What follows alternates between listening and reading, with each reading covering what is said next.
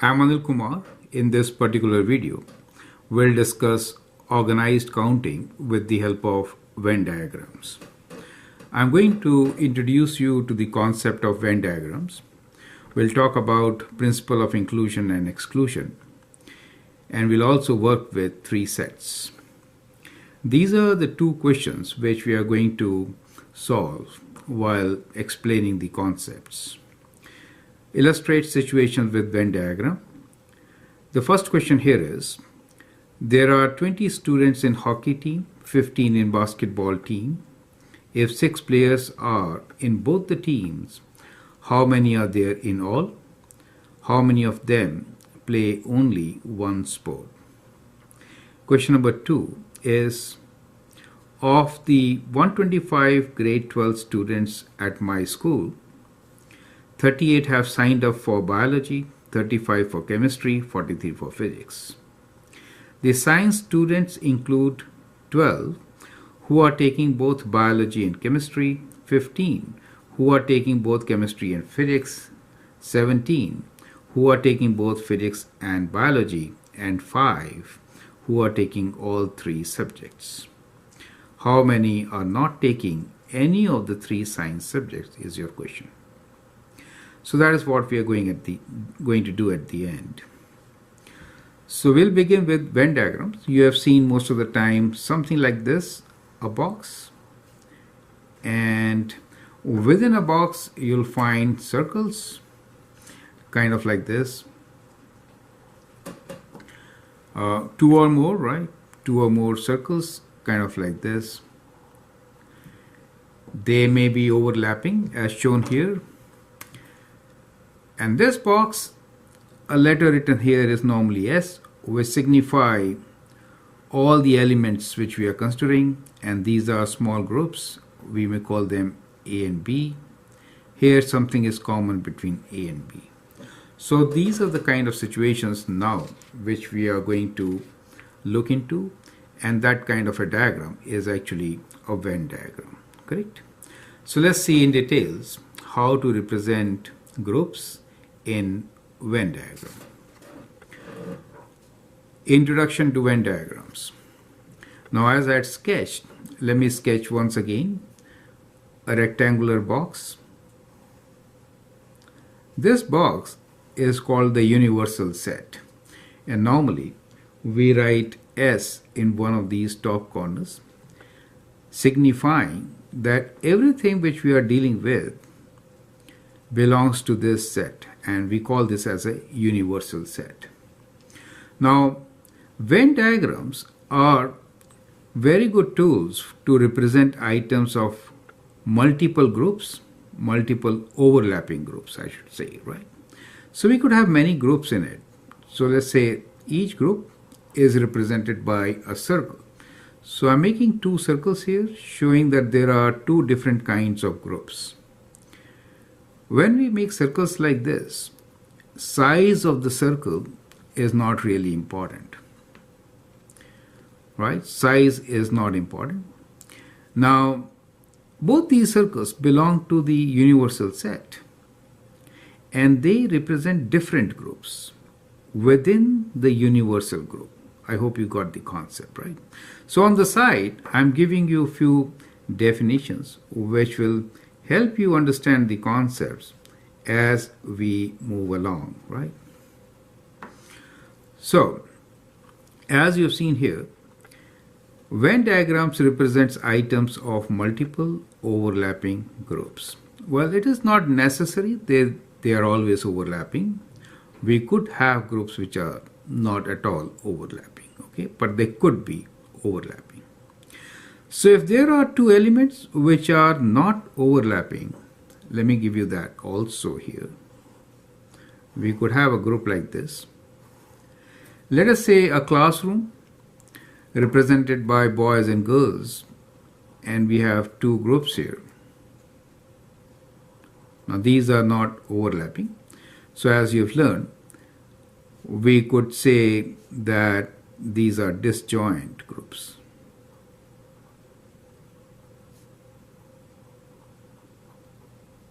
They do not have any common elements in between. Now, what are elements? All the items in a group are called elements. Okay, so items in each group are called elements. So if I name these groups, let us say as A and B, in that case, the items which we place in these groups will be called their elements. For example, in one group, I can place numbers like 1, 2, 3, something like this, right? And also some alphabets, let us say A, B. In the other group, I put only alphabets, but lowercase and uppercase. Let us say something like this. So what you see here is that lowercase a is overlapping. That means common to both the groups. So that is how we read the information from such Venn diagrams. So I hope that point is clear, right? So let's go through these definitions on the side, very important. So first one, Venn diagrams represents items of multiple overlapping groups, but I said overlapping could be a null set, right? So here overlapping is a null set, it's called a disjoint group. Circles represent different groups or sets. So here we have two sets. Rectangle represents universal set. So this rectangle here represents universal set S. Sometimes we also represent it with U as universal. Items in a set are called elements or its members. So these are members of this set or elements of the set A. Common elements belong to two or more sets. So A is a common element which belongs to both set A and set B. Overlapping circles represent common elements. A is within the overlapping circle, right? NS. So when we write N here, it means number of elements in set S. So NS is number of elements in set S is total number of elements. Since it is a universal set, total number of elements, right? We could have few things here which are outside. For example, we could have alpha, beta, some Greek symbols. Do you see that? So in that case, the universal set contains alphabets like A, B, C, lowercase a, the numbers like 1, 2, 3 and B, right? Lowercase b. However, the universal set also has alpha, beta in it. So number of elements in universal set are how many? 1, 2, 3, 4, 5, 6, 7, 8, 9, 10. So in this case, there are 10 elements in universal set. 1, 2, 3, 4 elements in NA. 1, 2, 3, 4, 5 elements in set B. Do you get an idea, right? Okay. NS is total number of items. NS means number of items, number of elements in the universal set is the total number of items, right? So items or elements, correct? NA is number of elements in set A, right? So we use items or elements. Any term could be used. Set A is subset of universal set A. Now subset means all elements of A are common to universal set. Subset means all elements are common, right? So that is how we are going to use the word subset. Okay, let me change this diagram a bit and I'll write few more letters here, and now your question will be I'm replacing this B from here and writing inside, and I'm introducing a number 5 in set B. So as an exercise, I would like you to find the number of elements in universal set S, number of elements in set A, and number of elements in set B, right?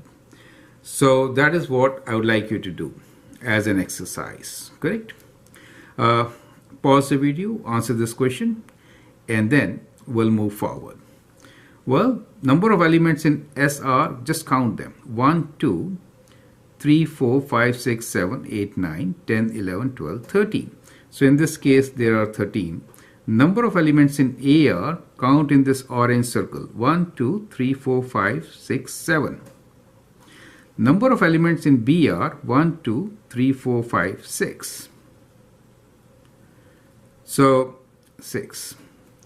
Now in this particular scenario, we do get 7 plus 6 is 13, but still we have two elements which are not in set A and B. Can you explain why?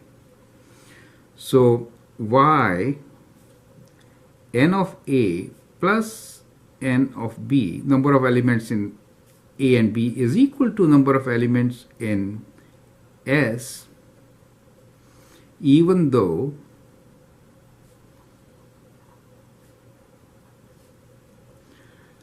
set S has elements alpha and beta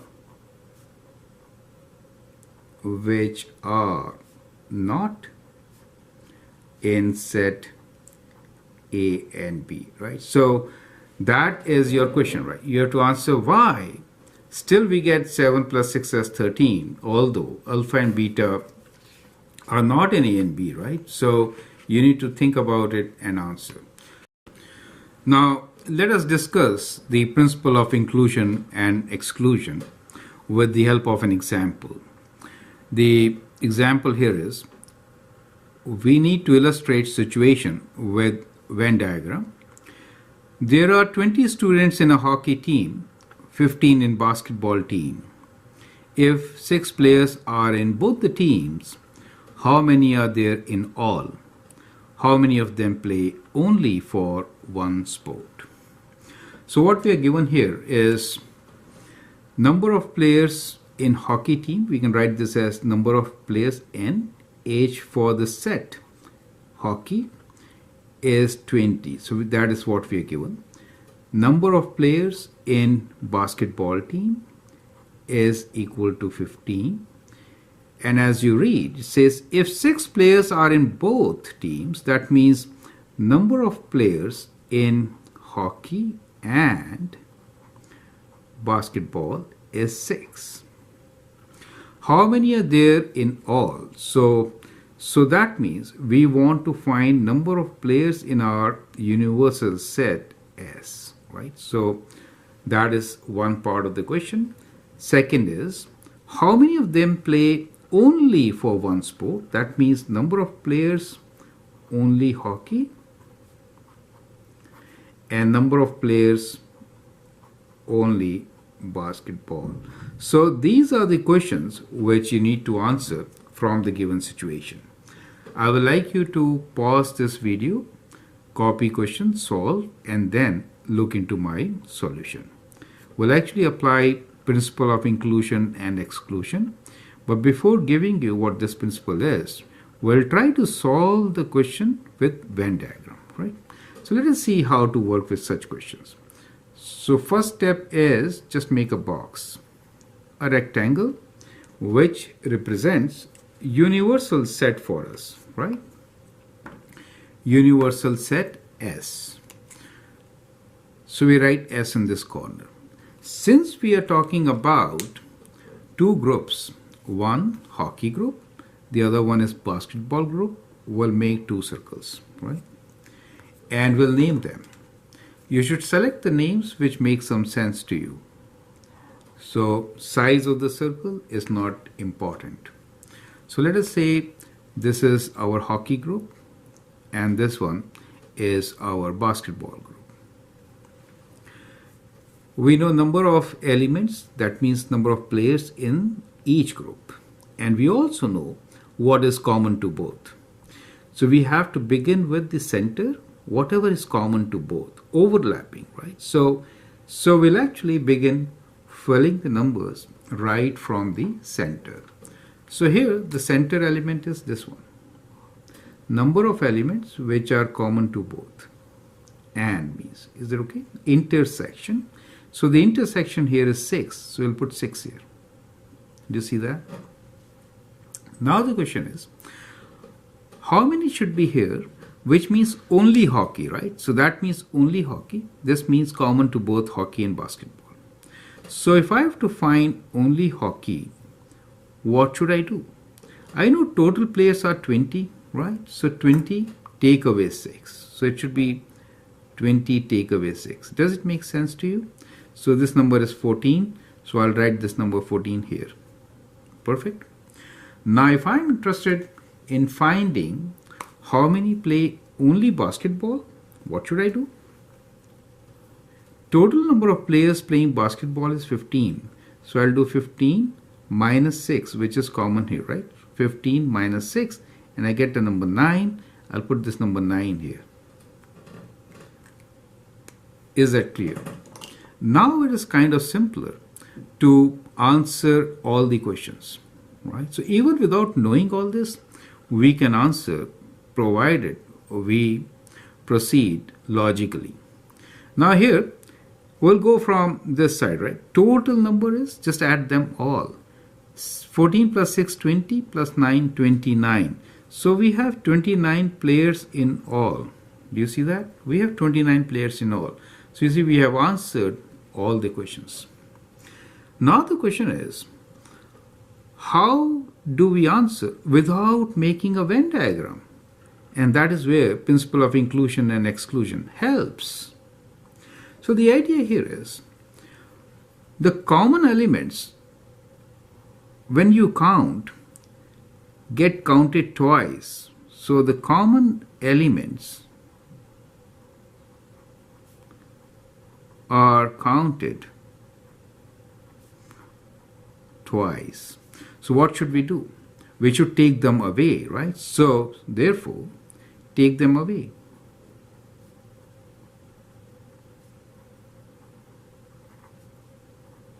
Once. Is that okay?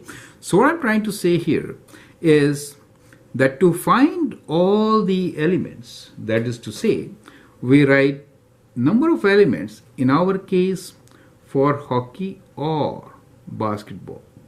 When we say or, that means we include all the elements in our group. Correct? Not and, or.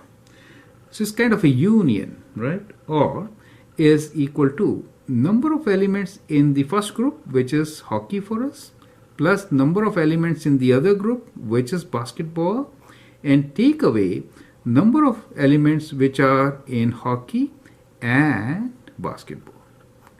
Does make sense? This is principle of inclusion and exclusion, period.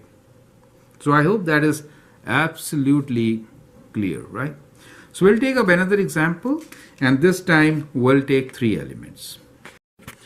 Now let us see how to apply the principle of inclusion and exclusion when we work with 3 sets. The question here is, illustrate situation with Venn diagram. Of the 125 grade 12 students at my school, 38 have signed up for biology, 35 for chemistry, and 43 for physics. The science students include 12 who are taking both biology and chemistry, 15 who are taking both chemistry and biology, 17 who are taking both physics and biology, and 5 who are taking all 3 subjects. How many are not taking any of the 3 science subjects? Now we can do it with both Venn diagram and principle of inclusion and exclusion. Now when we understand principle of inclusion and exclusion, let us extend it for 3 sets. So if there are 3 sets, then it is like you have to count for all the sets, let's say NA plus NB plus N of C, take away which are common to 2 sets. That means intersection of A and B, take away intersection of B and C, take away intersection of C and A, right? But when you do that, you have actually taken away all the elements which were common to all 3 of them, so you got to add them all. So whenever we have intersection of A, B and C, that has to be added. So when we apply the principle of inclusion and exclusion for a set of 3, it gets extended like this. Now, you know the difference, you can understand. If we are talking about 2 sets, we kind of terminate there. If 3 sets, we add the intersection of all 3. So this pattern can be followed for 4, 5 and more number of sets. Okay. Now let's talk about this question. What we are given here is of 125 grade 12 students. So here we know the total. That means we know that total number of elements in the set are 125. This is important. Now let's see what else we know. So let me write down all those numbers, which are 38 have signed up for biology. So let me call these our sets as biology, chemistry and physics. Okay, so when I sketch my Venn diagram, I'm going to sketch a rectangle which is going to have 3 circles. One for biology, one for chemistry, and one for physics. The size doesn't matter, correct? And we have to write S, the sample space here. These are for biology, chemistry, and physics, correct? Now, as I read the information, I could write directly also, but I'll prefer to write them separately here and then we'll work out. So first, let me calculate how many are not taking any of these subjects using this particular concept. So what do we know here is 38 have signed up for biology. So what we know here is that for biology, we have 38. 35 for chemistry. So for chemistry, we have 35. And for physics, we have 43. So then for physics, we have 43. Okay. The science students include 12 who have taken both biology and chemistry. So 2 subjects, both biology and chemistry is 12. So that is for both. 15 who take both chemistry and physics. So common for chemistry and physics is 15. And common for physics and biology is 17. Now, who are taking both? 17 are taking both physics and biology. 5 who are taking all 3. And then intersection for biology, chemistry and physics is 5, correct? So if I use this formula, then what should I get? Students taking science subjects, that means students who are taking physics or means this, right? Union, right? Union. Physics, biology and chemistry is how many? So we have to add these numbers, which is 38 plus 35 plus 43, right? So we have added all the numbers of individuals. From this, we'll take away the numbers which are common to 2 subjects. So which is minus 12, minus 15 and minus 17. And we will add what is intersection of all, which is 5, correct? So we'll do this. So we get 38 plus 35 plus 43, take away 12, take away 15, take away 17, and then add 5 to get your number, which is 77. So 77 students have taken science subjects of 125.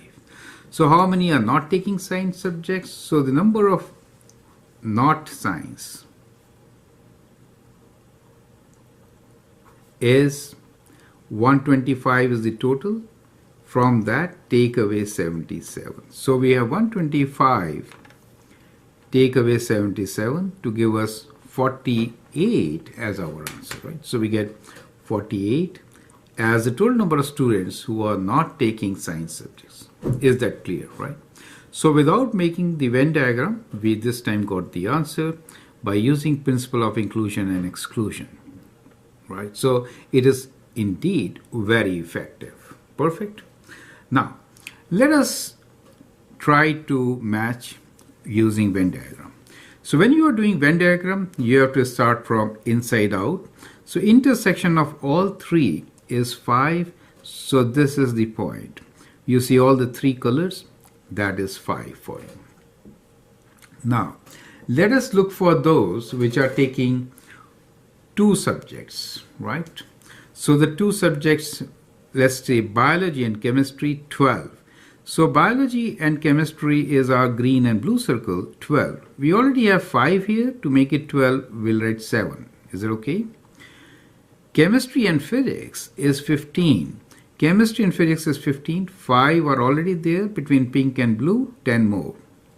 17 is for biology and physics. 5 are there, 12 more. Does it make sense to you?